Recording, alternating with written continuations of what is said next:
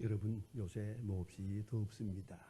1년 중 가장 더운 계절을 지나가고 있는 것 같습니다. 견디 어렵게 더울 때는 자기도 모르게 좀 불평이 나오기도 합니다. 그때마다 저는 제 선친되는 제 아버님께서 엄하게 교훈하시던 그런 교훈을 생각하곤 합니다. 첫째는 절대로 밥투정하지 마라. 밥상에 올려놓은 건 다 먹어라. 가리지 말고 절대로 밥투정을 하면 안 된다. 그건 천벌을 받을 죄이다. 그래서 저는 밥투정을 못 해보았습니다. 밥투정 했다가는 잘못하면 죽으니까요. 두 번째는 남기지 마라. 얼마나 소중한 것인데 밥을 남기느냐. 절대 남기지 마라. 그랬습니다. 세 번째가 특별합니다. 덥다고 하지 마라. 밥을 먹고 사는 농사꾼의 자식은 절대로 덥다고 하면 안 된다. 왜? 이 더위에 모든 식물이 자라기 때문입니다.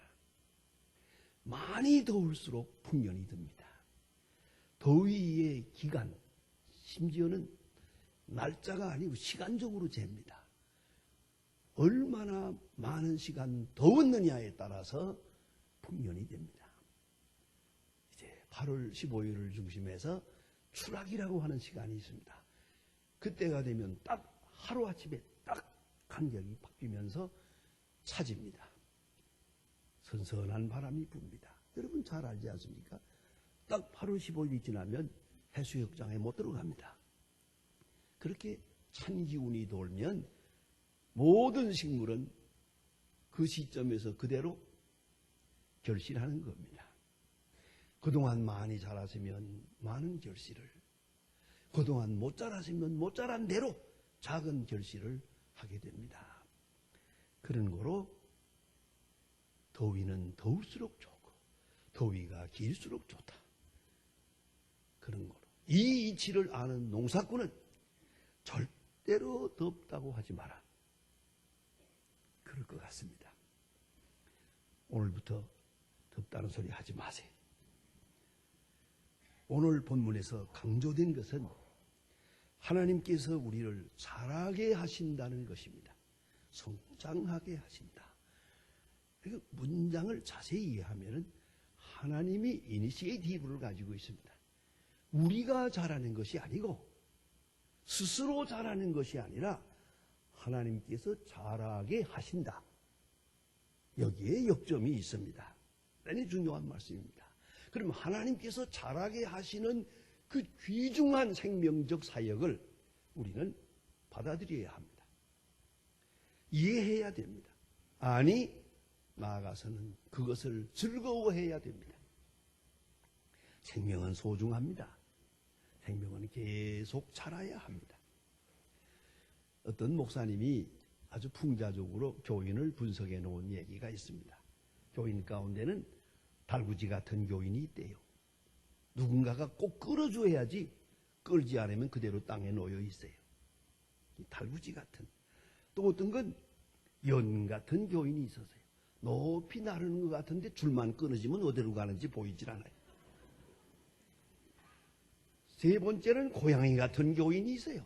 살살 만져주면 좋다고 그러고 그런 교인이 있어요. 네 번째는 럭비볼 같은 교인이 있어요. 이 볼이 어디로 뛸는지 알 수가 없어요. 그런 교인도 있고요.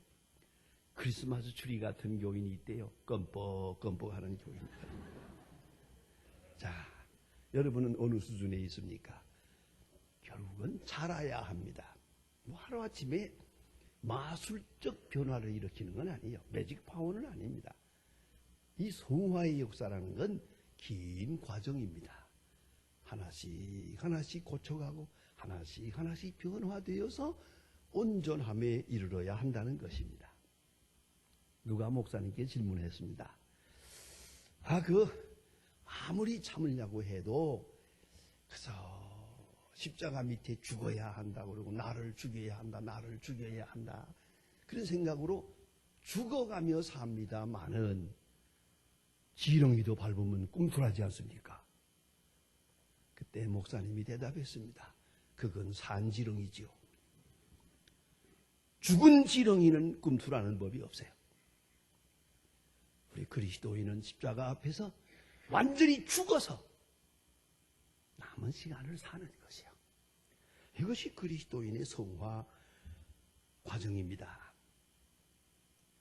오늘 본문에 보면 하나님의 뜻을 아는 것으로 채우게 하시고, 신앙에는 자기중심적 신앙이 있습니다. 내 소원을 중심하고 하나님이 내 소원을 이루어주기를 바라고 그 소원을 이루어줬을 때 은혜 받았다고 하는 말을 합니다. 소원이 이루어지지 않으면 저주받았다고 생각합니다. 그래서 은혜와 저주를 들락날락합니다. 하루는 은혜 받고 하루는 저주받고, 감기만 걸려도 저주받고, 복권이 당선되면 복받았고, 그래. 이렇게 자기 중심, 자기 소원에 집착하는 그런 신앙이 있어요. 신앙이 있는 것 같은데 사실은 자기 중심적인 신앙이에요. 이것이 성장을 하면, 이제 중생을 하면 바뀝니다. 하나님 중심입니다. 내 소원이 아니고 하나님의 소원, 하나님의 소원에 관심이 있습니다. 때로는 내 소원이 묵살돼도 하나님의 소원이 이루어지면 돼요. 내 욕망은 완전히 버려야 하지만 하나님의 뜻은 이루어지고 있어요. 그 하나님 영광 중심의 그런 신앙으로 한 단계 높이 성장해야 한다는 말이죠. 하나님의 뜻을 아는 것에 점점 깊이를 더해가야 합니다. 여러분, 나이 먹었다는 게 뭡니까? 점점 생각의 세계가 넓어지고 높아지고 깊어진다는 거 아니겠습니까? 이것이 문제예요. 유명한 피에로 신부, 프랑스의 피에로 신부의 단순한 기쁨이라는 작은 책이 있습니다. 거기에서 그는 삶의 토대에 대해서, 기본 자세에 대해서 이렇게 말합니다. 우리의 신앙, 우리의 인격이란 별거 아니다. 단순하게 생각해보자. 하나님은 사랑이라고 확신하는 것. 하나님은 사랑이다 라고 고백할 수 있으면 그것은 성장한 것이고요. 하나님의 사랑에 대한 확신이 없으면 그 모든 가치관이 다 흔들립니다. 두 번째는 나는 하나님의 사랑을 받고 있다. 여기서 받고 있고 저기서 받고 있고, 하나님의 사랑, 내가 모르는 중에도 엄청난 하나님의 사랑을 받고 그 속에 내가 있다. 이것을 날마다 확신해가는 것입니다. 셋째는 그 사랑에 응답하는 일이 나에게 주어진 자유의 본질이다. 그 사랑에 응답해서 생각하고 그 사랑에 응답해서 행동하고, 바로 그것이 신앙인의 성장의 극치란 말씀이옵시다. 그래서 말입니다. 하나님의 뜻을 알고 하나님의 사랑을 알고 하나님의 경륜을 알고, 사도 바울은 1장 25절에서 말합니다. 내게 주신 경륜을 따라. 바울은 하나님의 경륜을 아는 사람입니다. 하나님의 뜻, 하나님의 능력, 하나님의 지혜, 그리고 내게 향하신 하나님의 디스펜세이션, 하나님의 경륜을 알고 계세요. 그 속에 내가 있어요. 그 거룩한 프로그램, 그의 플랜 속에 내가 있단 말이에요. 예외 없어요. 조그만 일 하나하나도 그 큰 경륜 속에서 되어진 것이라. 바울은 여기에 응답하고 이것을 엔조이하며 즐기며 그렇게 한평생을 삽니다. 또한 하나님의 뜻을 알 뿐만 아니라 그 다음에는 하나님의 뜻과 그 능력을 몸으로 경험합니다. 매일같이 경험합니다. 여러분, 모든 능력으로 능하게 하시는 하나님, empower, 하나님이 나를 능하게 하신 것 어느 정도 경험하고 있습니까? 나로서는 불가능한 일인데 하나님이 가능케 하셨어요. 나는 그렇게 의지적인 사람이 못 돼요. 비실비실하는데 하나님은 나로 하여금 이러한 일을 할 수 있게 했어요. 이제서 생각하니까 그건 하나님이 강권적으로 하신 일이더라고요. 그래서 나는 다른 일은 모릅니다만은 가끔 우리 젊은 교육자들에게 좀 뭔가 훈계가 되라고 한마디씩 할 때가 있습니다. 내가 목사 안수 받아서 은퇴할 때까지 43년 동안 목사 생활을 했는데 43년 동안 나는 새벽 기도를 내가 인도했다. 부목사님들도 많이 계시지만 꼭 휴학 내가 나가는데 내가 인도했는데 그거 어쩌다 보니까 43년 동안 개근했다. 우리 젊은 목사님들이 입 딱 벌려요. 그 다음 말이 재미있어요. 이젠 나는 끝났어요. 이미 많이 빠졌으니까요. 그러나 가만히 생각하면 어찌 이것이 가능합니까? 그러기 말입니다. 여러분 잘 모르시겠지만 지난 8월 달에 제가 심장 수술을 했어요. 그리고 금요일 날 퇴원해가지고 주일날 설교했어요. 이게 올라올 때 제가 휘청휘청해서 이걸 붙들고 올라왔어요. 그러나 설교했어요. 그리고 생각합니다. 이것을 가능케 하신 하나님. 여러분, 하나님이 내게 능력을 주었어요. 내게 의지를 주었어요. 내게 힘을 주었어요. 이건 내 힘이 아니에요. 내 의집도 아니고 내 고집도 아니에요. 하나님이 나의 하여금 이 모든 일을 가능하게 하셨어요. 가능하게. 이건 놀라운 일이 아닙니까? 여러분 지금 이 자리에 앉아서 이렇게 예배를 드리고 또 우리 예수소망교회 아무리 생각해도 명당이에요. 참 자리 잘 잡았어요. 많은 사람이 제게 물어봐요. 어떻게 그 좋은 땅을 이 예배당 터로 그 구입을 했을까? 이거 돈 가지고 되는 일이 아니에요. 그러나 이게 어떻게 가능했을까? 이 근방에 있는 목사님들이 이걸 땅을 살려고요. 10년 동안 뺑뺑 돌면서 기도했대요. 그런데 못 샀어요. 저는 이거 샀어요. 나에게 물어요. 어떻게 무슨 재주로 샀냐고 그래서 내가. 당신들은 교만해서 못 샀고 나는 겸손해서 샀다고. 700평, 500평 두 필지였어요. 한 사람이 팔겠다면 한 사람이 안 팔겠다고 그래요. 땅값 올리려고. 그러니까 이거 다 사야겠다는 마음으로 흥정을 하니까 못 샀어요. 저는 큰 예배당 지을 마음 없었어요. 500평이면 충분하지. 그래서 500평 팔겠다고 하더니 사버렸어요. 그랬더니 이 동리 사람들이 기왕에 하려면 큰 교회 하라 그래요. 기다렸다가 결국은 700평을 맞아 사서 1200평이 되고 이 교회가 된 겁니다. 그러니까 나는 500평 가지고 예배당 하겠다 했더니 1200평이 왔어요. 이건 누가 이런 지혜를 내겠어요? 누가 이걸 가능케 하겠어요? 아무리 생각해도 이것은 하나님이 우리에게 이것을 가능케 하신 거예요. 누구의 지혜도 누구의 계책도 여기에 관계가 없습니다. 하나님이 이것을 가능케 했어요. 여러분 개인적으로도 교회적으로도 국가적으로도 그래요. 하나님이 그것을 가능케 하셨어요. 그것을 순간순간 확인하며 살아갑니다. 로마서 8장 37절에서 말합니다. 넉넉히 이기느니라.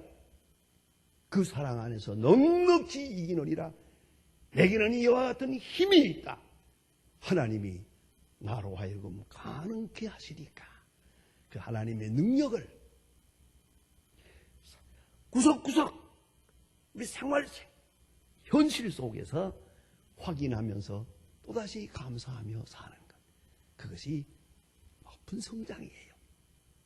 또다시 오늘 성경에는 기쁨으로 모든 견딤과 오래 참음에 이르게 하시고 그래요. 여러분, 인내라고 하는 것은 참 좋은 것입니다. 인내는 쓰지만은 그러나 결과는 다르다 그러지 않습니까? 참는 거 참 중요해요. 그러나 기쁨으로 참아야 참는 거지 죽지 못해 참는 건 참는 게 아니에요. 그걸 알아야 합니다. 기쁨으로 참는다. 여기에 중요한 그리스도인의 정서가 있어요. 범사에 하나님을 기쁘시게 하고, 요새 젊은 사람들이 그런 말 하잖아요. 필이 꽂힌다 그래요. 하나님의 사람은 필이 좋아요. 언제나 감성이 좋아요. 느낌이 좋아요. 느낌이 소망적이에요. 느낌이 확실해요. 나는 며칠 전에 어떤 분 만났더니 아직은 그렇게 돈을 본 사람이 아닙니다만 절 보고 이런 희한한 얘기를 하더라고요. 목사님 앞으로 돈 많이 쓸 생각하세요? 그래서 이세야 쓰지. 내가 줄 테니까요. 근데 왜요? 그러니까 내가 요새 느낌이 있거든요. 꼭 돈이 벌려질 것 같아요. 그래서 옵시다. 근데 여러분 꼭 잊지 말아요. 느낌 어떻게 느껴집니까?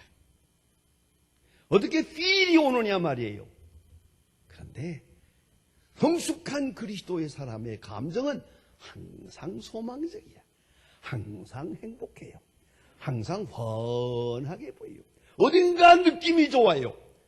행복한 인내, 감사로 향하지 않는 거예요.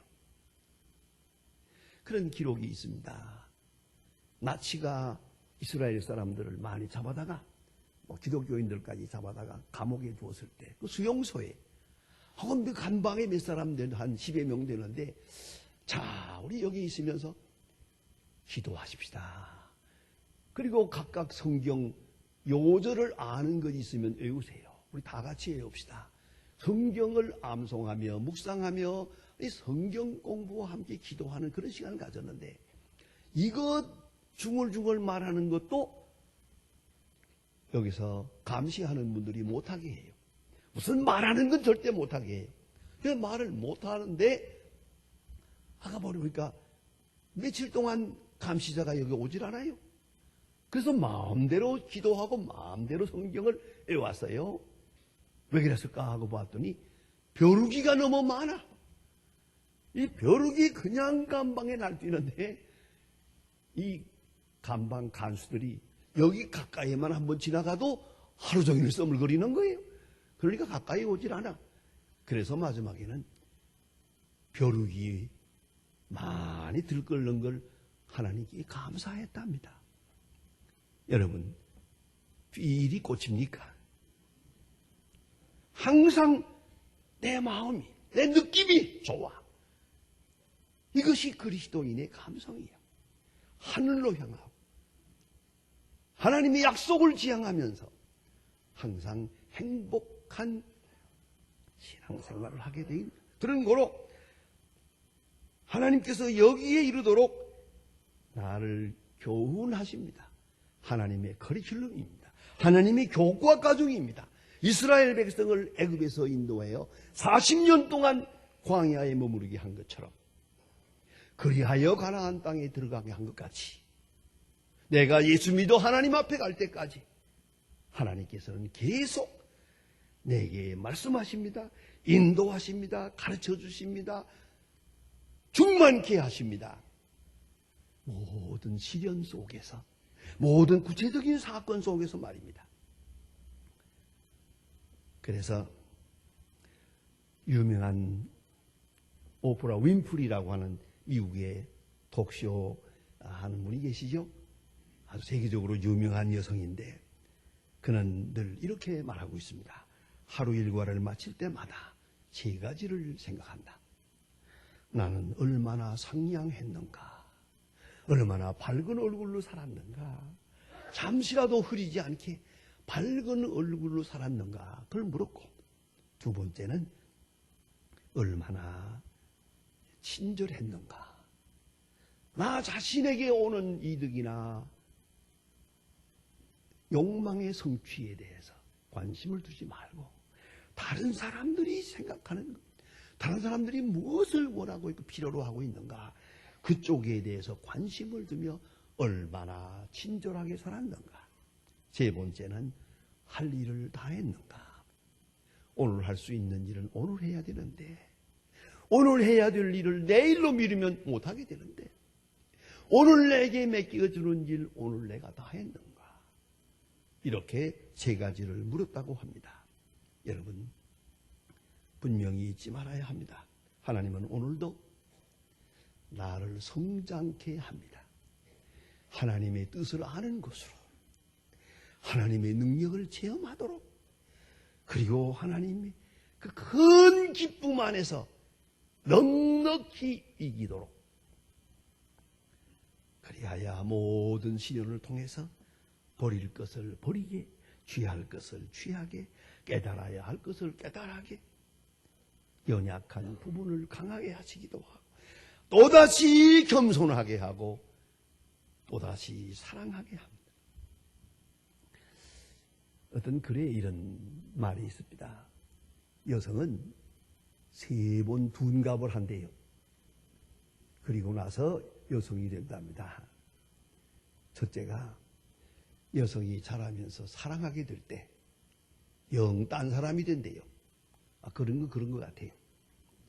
사랑을 알기 시작하면서 딴 사람이 한 번 돼요. 그 다음에는 어머니가 된 다음에 또 딴 사람이 돼요. 전혀 딴 사람입니다. 그런가 하면 마지막으로 할머니가 된 다음에 또 한 번 딴 사람이 돼요. 그렇습니다. 여러분, 그렇게 거듭거듭 딴 사람이 되어 왔는데, 이제 마지막 스테이지, 이제는 어떤 사람으로 나타나야 할 것입니까? 우리 앞에는 어떤 이미지가 있습니까? 욥기 23장 10절에서 욥은 무진한 고생을 하는 동안 이렇게 고백합니다. 이 모든 고난을 겪고 난 다음에 정금같이 나오리라. 정금같이 나오리라.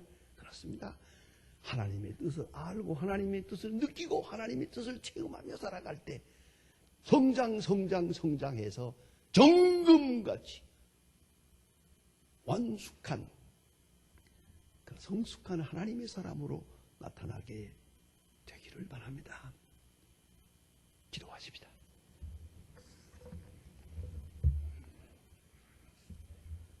하나님 아버지, 오늘 아침도 저희들 주의 이름으로 불러주시며 말씀으로 일깨워 주심을 감사합니다. 주께서는 우리를 성장케 하시기 위하여, 보다도 그리스도의 형상에 가까이 가게 하기 위하여 말씀하시고 책찍질하시고 징계하시고 여러모로 우리를 교육하고 계시건만, 하나님의 그 교과 과정을 우리가 미처 알지 못하여 때로는 낙심한 때도 있고 버려진 것처럼 생각한 때가 있었습니다. 그러나 이 모든 것들이 합동하여 선을 이루고 나로 하여금 그리스도의 사람 되게 하시고 여기에 이르게 하심을 진심으로 감사하옵나이다. 원컨대 남은 생을 살아가는 동안 보다 더 성숙하고 보다 더 성장하여 그리스도의 온전하심에까지 이룰 수 있는 저희들이 되게 하여 주시옵소서. 예수님의 이름으로 기도합니다. 아멘.